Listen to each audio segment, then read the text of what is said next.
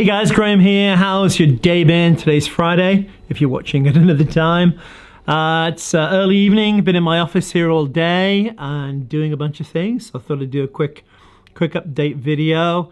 I've been working on a great sermon for the weekend. I'm actually talking about having a roadmap into financial freedom. Just really looking back, and I learned so many things trusting God financially.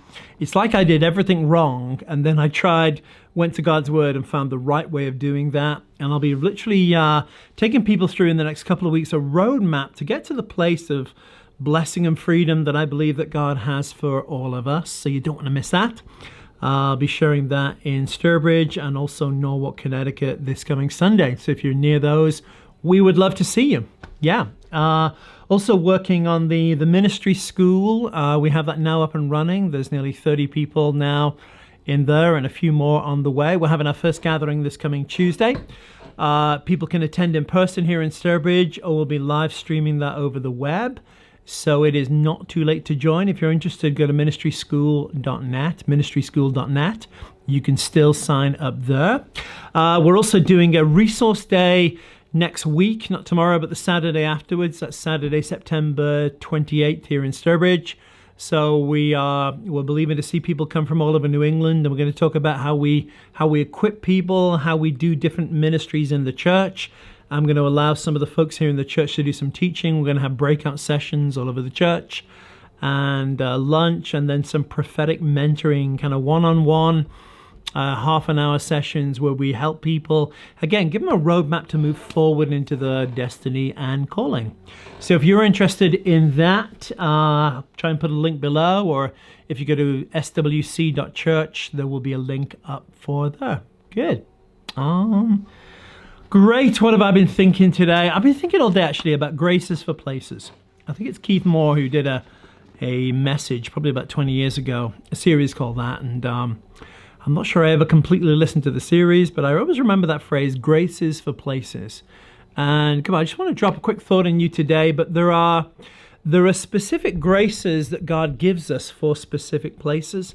You know, in one way, the earth is the Lord's, the fullness thereof, and we can be blessed anywhere we go. But I think God has places he wants us to be. I think there's territory. Paul talks in 2 Corinthians 10. He says, we're not of those who comparing themselves by themselves, measuring themselves amongst themselves are foolish.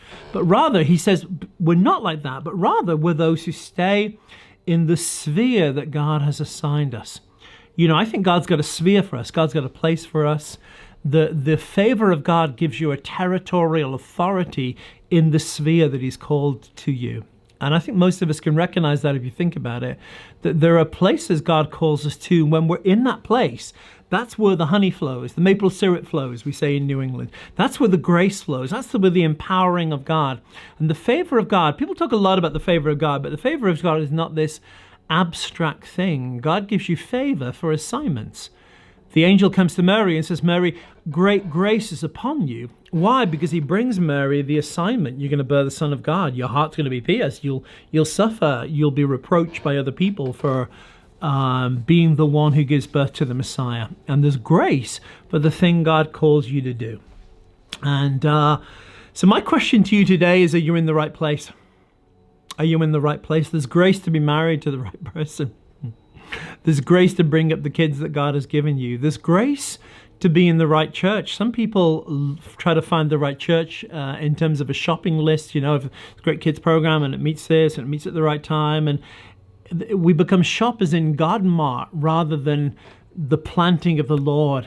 And I think when God puts you in the place, he doesn't necessarily put you with the people you might choose to do, but he gives you what you need, not what you want.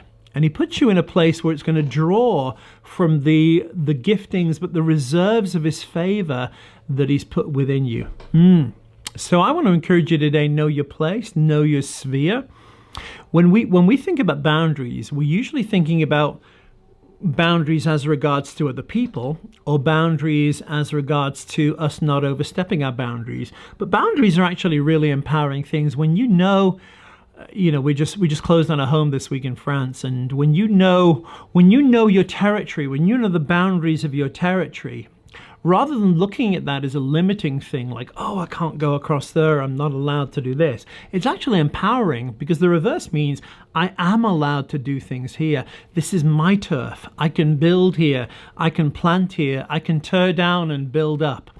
And so often I think we get ourselves into trouble, into difficulty, when we're trying to operate spiritual principles in a place God gave us no grace for. So if you're in a place where there's no grace, move. Get up and move. Sometimes go back to the last place. Remember, Elijah went to the brook Kidron, and God sent him to a brook. He had a brook. He had a cave to sleep in. And then he had a raven to bring him a hamburger. Well, bread and meat. That's a hamburger. Every day. And then one day the brook began to dry up and the raven went on vacation. What was happening? God was saying, there's no more grace for you to be in here.